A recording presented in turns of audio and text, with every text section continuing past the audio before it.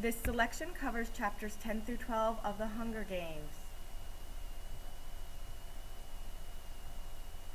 Students will be able to summarize the main events of the selection, discuss thematic development, evaluate and explain character development, define key terms, and identify and describe symbols. Your keywords are your summary of events. You need to know all your main events. Peeta and Katniss for character development, the cornucopia for key terms, your themes, and your symbols, as well as their applications. Following Peeta's admission that he is in love with Katniss, the audience goes crazy and the interviews end. Peeta and Katniss meet backstage, and Katniss is angry. She shoves Peeta, causing him to fall over a vase of flowers, which breaks and he cuts his hands. She says Peeta had no right to say the things that he said about her, and is concerned that Peeta will have made her look weak. Haymitch corrects her, and says that Peeta made her look desirable, which is something she could not have done for herself. Katniss realizes that Peeta may have given her an advantage with the sponsors, and apologizes. They bid farewell to Haymitch and Effie, knowing they will go to the arena in the morning, and Haymitch gives them some final advice, telling them to run away from the bloodbath at the cornucopia, and then to find water. Unable to sleep, she goes up on the roof and finds Peeta. Peeta says that while he will kill if it's necessary to survive, he would rather die himself than become a monster, and he wishes there were a way to show the Capitol they do not own him, even though they control his fate. The next morning they leave for the arena, where their stylists provide them with a uniform suited to the arena's climate. Before leaving, Cinna gives Katniss back her gold Mockingjay pin, placing it on her uniform. He repeats Haymitch's advice to run and then find water, and tells her that if he could bet on the tributes, he would bet on the girl on fire. Once at the arena, they stand on platforms and are raised up to the cornucopia, where they have to wait for 60 seconds before they are released. During this time, Katniss surveys the cornucopia.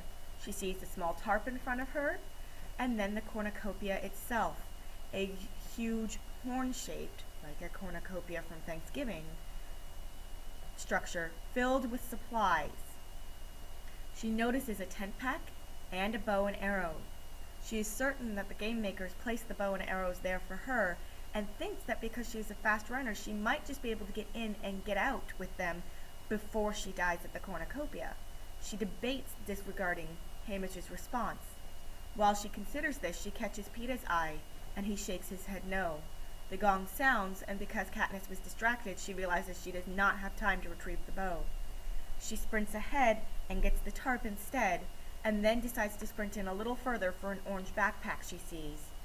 She struggles with another tribute over the orange backpack. The struggle ends when that tribute is knifed in the back by another. She runs, placing the backpack on, only to have a knife lodge in the backpack as she flees. After looking back, she can see that several tributes are already dead on the ground, and that the battle and bloodbath of the cornucopia continues.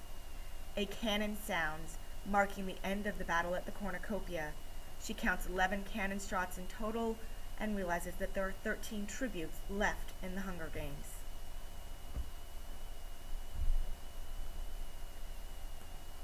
For day 1, Katniss wanders on looking for water. She knows that the anthem will play and that the tributes who died in the cornucopia will be projected on the night sky. She wonders if Peeta will be among them. After a while, she takes some time to survey the contents of the backpack. She finds a sleeping bag, some food, a bottle of iodine for purifying water, and an empty bottle, as well as a few other items. She was hoping to find water and knows that she will not survive long without it. She noted a lake by the cornucopia and is worried that it might be the only water source in the arena. Eventually it gets dark, so Katniss makes her bed in a tree, using her belt to secure herself to the branch. The faces of the dead tributes are projected, and she is relieved to find Peeta is not among them.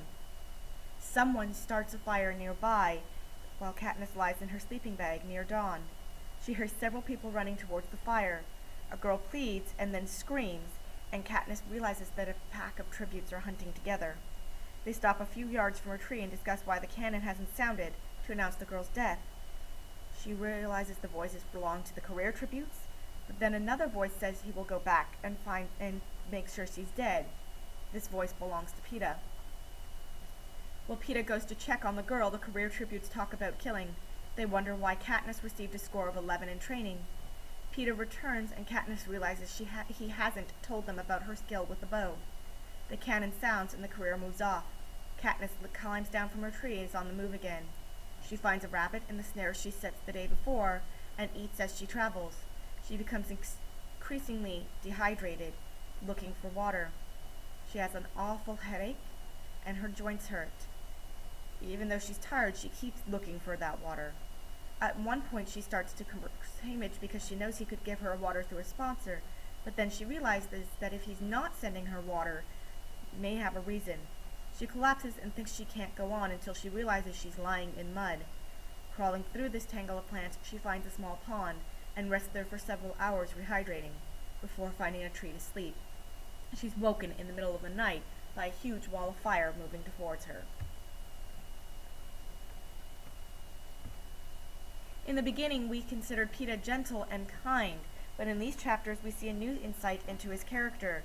Whereas previously we saw that gentle and kind, we now see that he is capable of being savage if he needs to be.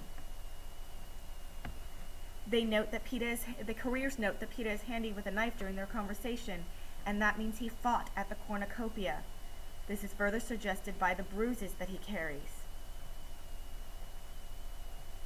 Moreover, we believe that Peeta has finished off the girl that the career pack attacked. Peeta seems to, though, behaving this way only out of necessity, and he acknowledged that he would kill if he had to, but that he did want to remain himself and not become a monster. He seems to be doing what is necessary to stay alive, but he will also not betray Katniss.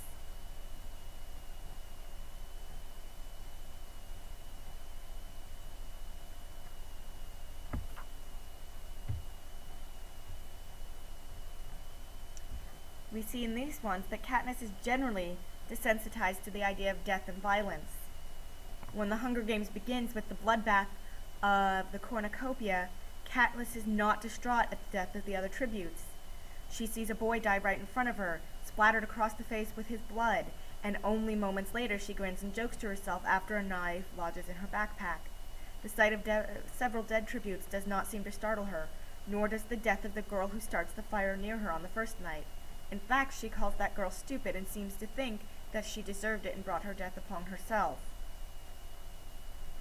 No reason is ever stated explicitly, but we can assume that because Katniss has been hunting for years, which involves often the gruesome death of animals, and also because she's seen a great deal of human suffering and death, she no longer feels the immediate shock and awe and horror of humans dying and suffering. We also see that the skills that she has gained in her impoverished life come to use right away in her survival in the Hunger Games.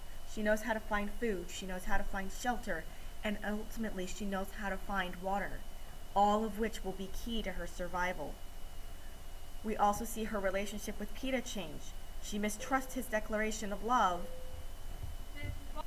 and further suspects his motives for turning her away at the cornucopia, followed by his joining the career pack. At this point, Katniss decides not to trust Peeta. We again see the importance of appearances here. Katniss is concerned that Peeta's declaration made her appear weak, but then realizes that making her appear desirable will be to her advantage. We also see wealth versus poverty, only they're shifting here with the odds. Because Katniss can survive in the wild, she stands a better chance than some of the well-fed careers, if certain things come to mind.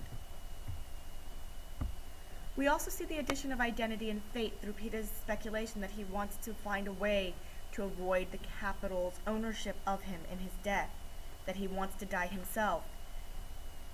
We know that Peeta shares this with other people in the districts, since they all have to deal with the Capitol's ownership of their life. Most of the tributes are ordinary teenagers who are horrified at the idea of having to kill another, but the capitalists put them in a position where they must kill or be killed. Peter says he wants to preserve his identity and knows that he will have to do what the capital wants him to do. Districts face a similar problem in living under totalitarian government and not being able to express their opinions or behave as they like. You need to complete the practice quiz and the discussion post, and then read chapters 13 through 15.